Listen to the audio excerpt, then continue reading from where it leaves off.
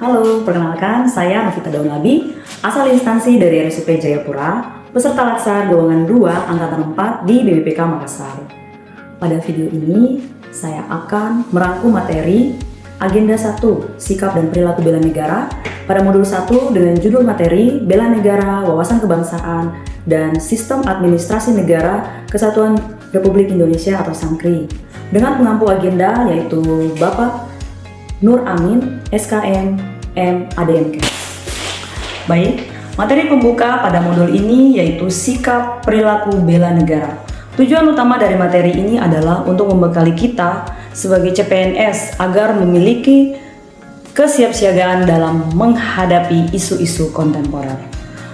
Sebagai implementasi bela negara, saya wujudkan melalui kesehatan jasmani dan mental serta profesionalisme saya dalam menjalankan tugas dan tanggung jawab saya sebagai seorang peranata laboratorium kesehatan.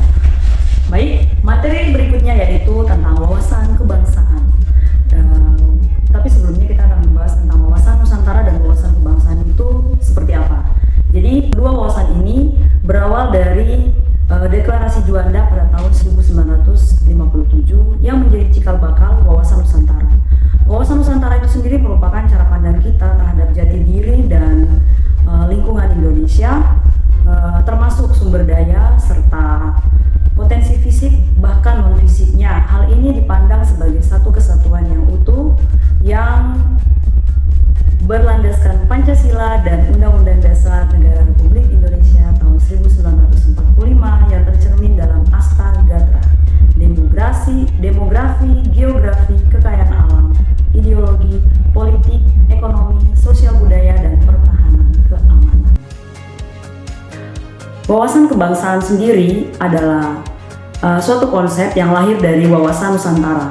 Ini merupakan cara kita mengelola kehidupan berbangsa dan bernegara. Tujuannya adalah memecahkan berbagai persoalan bangsa demi mencapai masyarakat yang adil dan sejahtera dengan berlandaskan pada 4 konsensus yaitu Pancasila, Undang-Undang Dasar Negara Republik Indonesia tahun 1945, NKRI itu sendiri, dan Bhinneka Tunggal Ika. Implementasi wawasan kebangsaan sebagai seorang CPNS, kita harus memiliki substansi pemikiran yang kuat dan cara pandang yang selaras dengan nilai kebangsaan. Materi berikutnya, materi Sistem Administrasi NKRI atau SANKRI. SANKRI dipahami sebagai sistem yang mengatur manajemen pemerintahan dan struktur kelembagaan negara kita. SANKRI merupakan manajemen pemerintahan bukan hanya administrasi teknis saja, melainkan sebuah sistem besar, SANKRI yang berfungsi sebagai wadah bagi seluruh komponen bangsa untuk berjuang bersama. Tujuannya satu, yaitu mewujudkan cita-cita dan tujuan negara yaitu masyarakat yang adil, makmur, dan berdaulat. Landasan dari SANKRI itu ada 2. Yang pertama landasan ideal yaitu Pancasila, yang kedua landasan konstitusional yaitu Undang-Undang Dasar Negara Republik Indonesia tahun 1945. Fungsi SANKRI untuk mencapai cita-cita nasional yaitu ada 4. Yang pertama, fungsi pelayanan.